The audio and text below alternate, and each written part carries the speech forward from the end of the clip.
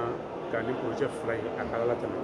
nga foli b'aw ye comme n y'a fɔ sisan nɔ cogo min na ni projet fila in tɛmɛna a tɛmɛ kuma la parce que a montant bɛ bɛn 213 milliards de francs CFA de ma n ka hakilina na nin san tan laban in kɔnɔ madala n'o taara siɲɛ kelen k'a don secteur énergie la maliyɛnw bɛ dibi la bi an ka hakɛto ɲini b'u fɛ maa si ka den kelen ka laɲini tɛ ka dibi lase ka jamanadenw ma mais an b'a kan anw nana sɔrɔ problème min bɛ yen problème min bɛ yen a ka ca san 20 ye malheureusement anw de kɛra problème min tiɲɛ tɔw mais an bɛ solution ɲini n'an ye solution sɔrɔ an bɛ solution sɔrɔ la mais solution ɲɛ tɛna se ka ye tout de suite mesure caman talen don gouvernement fɛ CNT bɛ k'u dɛmɛ pour que an ka se ka bɔ a kɔnɔna na.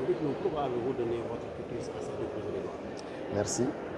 Comme vous le savez, le Mali traverse une crise énergétique sans précédent, une crise qui impacte toute la société. Et nous profitons de l'occasion pour saluer le peuple pour sa résilience et sa compréhension. Et nous avons fait passer ces deux projets de loi. Ces deux projets de loi qui vont participer au financement des grands projets énergétiques du monde. C'est un montant de 213 milliards de francs CFA qui servira à construire des milliers de lignes de transport moyen et basse tension, qui servira aussi à équiper 250 centres hospitaliers, notamment des CESCOM en électricité solaire, 60 écoles, 8 bibliothèques solaires, pour ne citer que cela.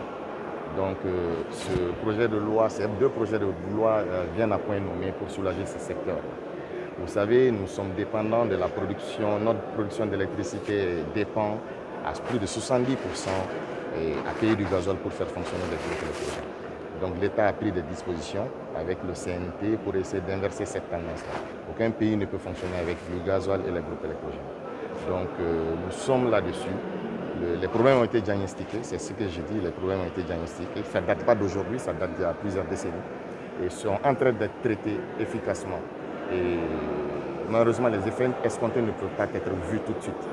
Madame la ministre vous a parlé du cas des 120 citernes bloquées. C'est pourquoi ces 48 dernières années, vous avez eu des grosses coupures d'électricité dans la capitale parce qu'un incident est arrivé en cours de route, 120 citernes, 20 ont pu passer, le pont a sauté, 100 sont restés.